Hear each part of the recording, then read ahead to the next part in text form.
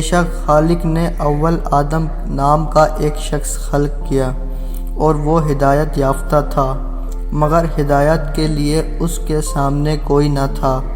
پھر خالق نے اس میں سے اسی کے لیے ایک مخلوق پیدا کی جس کا عنوان عورت اور نام حوا رکھا، مگر نہ آدم اس وقت باپ تھا اور نہ عورت ماں تھی۔ پھر خالق نے عورت اور مرد کا نام خاوند اور بیوی رکھا۔ پھر اولاد نام کی ایک شے ان کے سے پیدا کی اور ان دونوں کی محبت اس میں رکھ دی۔ پھر ان ضروریات کو پورا کرنے کے لیے بے شمار مخلوق خلق کی جو ان کی خدمت کرے۔ جب آدم کو پیدا کیا تو فرشتوں کو کہا، اسے سجدہ کرو۔ اے خدایا، بھلا ایسا کبھی ہوا ہے کہ جو تجھے سجدہ کرے وہ تیرے علاوہ کسی کے سامنے جھکے؟ مگر حکم خدا تھا۔ نور نے خاک کے سامنے سجدہ کیا اور وہ سرخرو ہوئے۔ اے خدایا، پھر نسل آدم کے لیے جب تجھے ضرورت پڑی تو نے اس میں سے اس جیسی ایک مخلوق پیدا کر کے اس میں ویسا ہی جوہر لطف رکھ دیا جیسا مرد میں رکھا۔ واہ رے خدایا، پھر تیری حکمت نے ان میں سے ایک ایسا جوہر پیدا کیا جو وہ ایک دوسرے کے بغیر زندہ رہنا بے معنی سمجھنے لگے، اور آج تک یہ سلسلہ جاری و ساری ہے اور تا قیامت جاری رہے گا۔ عورت کیا ہے؟ یہ وہ کھلی کتاب ہے جسے بار بار پڑھو گے تو نئے نئے مفہوم ظاہر ہوں گے۔ اس کے ہر باب میں نئے نئے عنوان ہیں، مگر یہ کہانی بڑی خوبصورت ہے۔ اس کے بغیر دنیا بے معنی اور بے رنگ ہے۔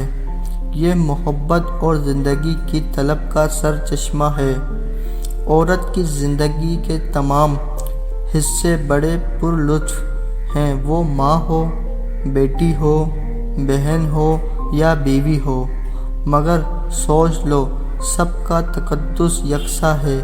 بیوی نہ ہو تو ماں نہیں بنتی، اور ماں نہ ہو تو بیٹی، بہن اور بھائی نہیں بنتے، مگر موجودہ معاشرہ میں بیوی کی حیثیت کیا ہے؟ نعوذ باللہ، پاؤں کا جوتا۔ خدا کرے وہ پاؤں اپائج ہو جائے۔ اس عورت کو جب خدا ماں بناتا ہے تو اس میں پاؤں میں جنت رکھ دیتا ہے۔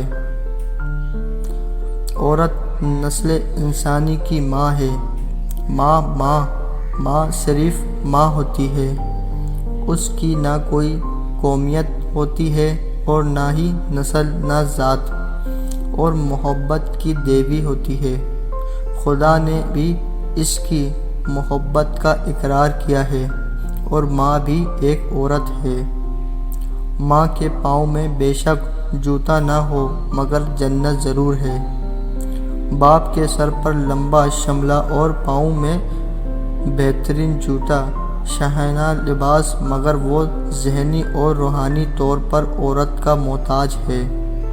اس سارے ٹھاٹ باٹ کا تاج عورت کے سر جاتا ہے، جو اس کی عزت کی پاسباں ہے، جو اس کے بچوں کی ماں ہے، جو مرد کی روحانی اور جسمانی تسکین کا باعث ہے۔ لہٰذا اس کتاب عورت کا احترام کرو، اسے بلائے طاق نہ رکھو۔ نوکر سے کم تر پیغمبروں کو بھی عورت کی ضرورت رہی۔ عورت نے پیغمبروں کو جنم دیا۔ پیغمبروں کو بھی خدا نے بیٹیاں دیں اور بیٹے دیے۔ عورت کی حیا میں سے پیغمبروں نے جنم لیا۔ عورت ہی ان کی پرورش کی، لوریاں دیں، ان کے لبوں کو بوسہ دیا، ان کی ان پیشانیوں کو چوما جو خدا کے روبرو سجدہ ریز ہوئے۔ عورت ہی کے سینے سے انہیں غذائے پاکیزہ اور لذیذہ عطا کیے۔ ہر پیدا ہونے والا شخص ایک عورت کا محتاج ہے۔ عورت کے جسم کا حصہ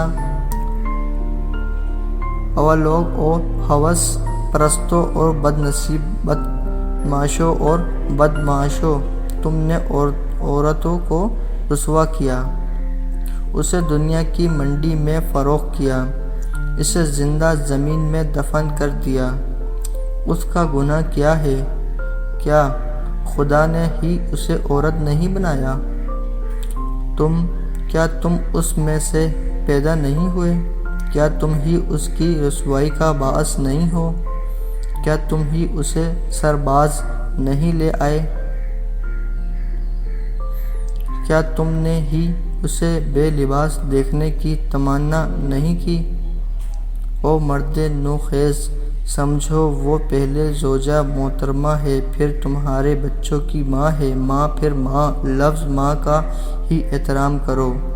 ماں کی زندگی رب نے عجیب لکھی ہے، اپنی جوانی طاقت حسن اولاد کو پالنے میں صرف کر دیتی ہے، اس ریاضت میں بوڑھی ہو جاتی ہے، مگر اولاد کو جوان دیکھ کر اپنی تھکن دور کرتی ہے۔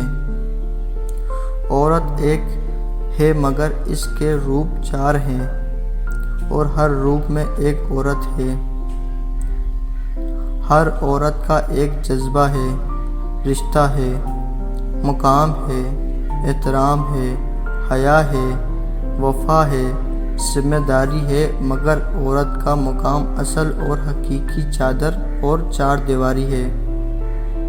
عورت معاشرے کا مرکزی کردار ہے، مرد اس کے گرد بالکل سرائے معاشرہ طواف کی حالت میں ہے۔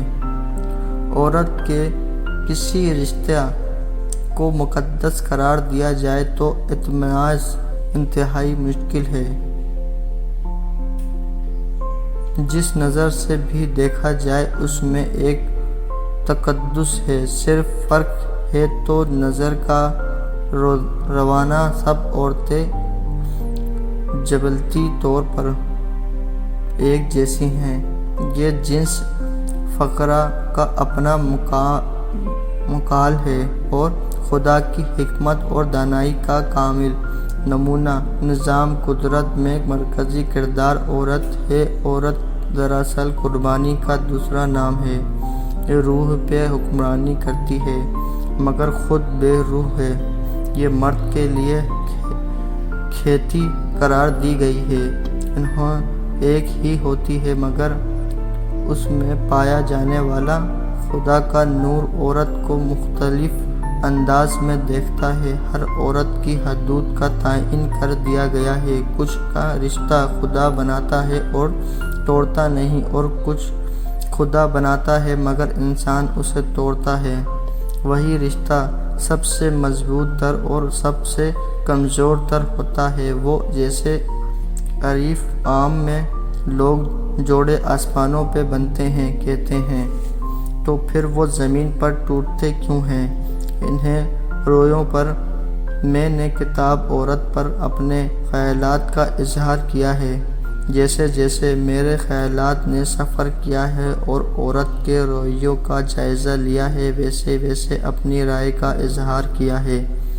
ضروری نہیں کہ میرا قاری میرے ساتھ اتفاق کرے، مگر سوچے گا ضرور کہ عورت نام کا مفہوم کیا ہے۔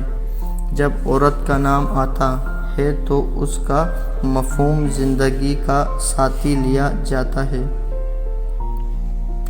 سب سے پہلے عورت بیوی اور روپ میں، پھر ماں کے روپ میں، پھر بہن اور بیٹی کے روپ میں، مگر جب انسان سب کو ملایا جائے تو اس کا نام ناموس ہے۔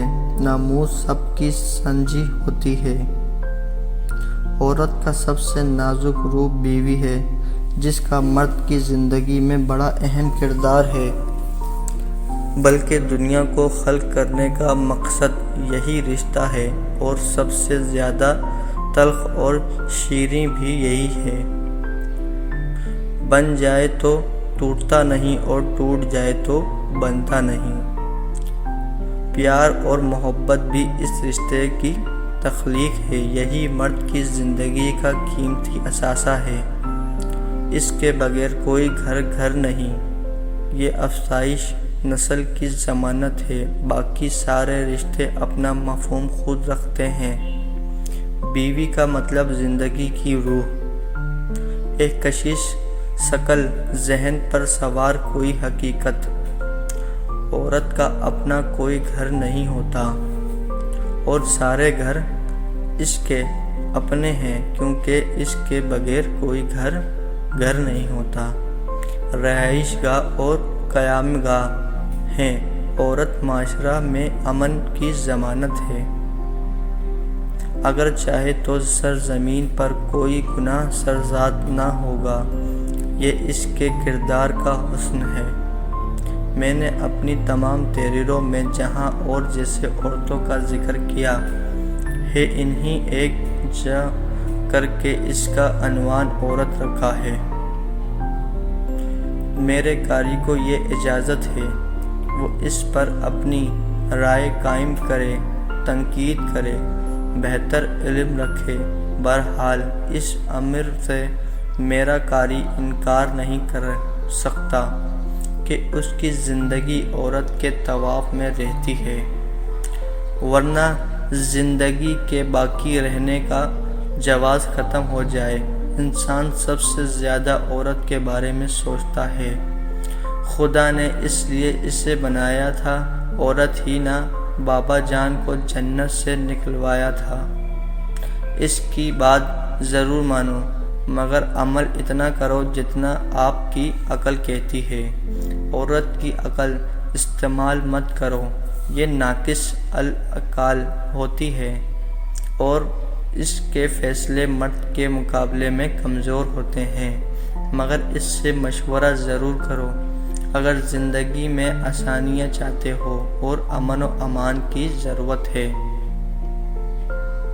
میری اس کتاب عورت میں جیسے جیسے میں نے دیکھا، سنا اور پڑھا، ویسے ویسے دیانتداری سے اس کے کردار پر اپنے نظریات لکھ دیے ہیں۔ اب پڑھنے والے پہ منحصر کہ اس کسی نظر سے دیکھتے ہیں، پڑھتے ہیں، سوچتے ہیں۔ میں نے اپنی رائے کتاب عورت پر قائم کر دی ہے۔ اختلاف رائے سب کا حق ہے۔ عورت کے رویوں ہی جنت ہے اور اس کے رویے ہی جہنم، مگر اس کے بغیر نہ دنیا ہے اور نہ ہی مرد کی زندگی۔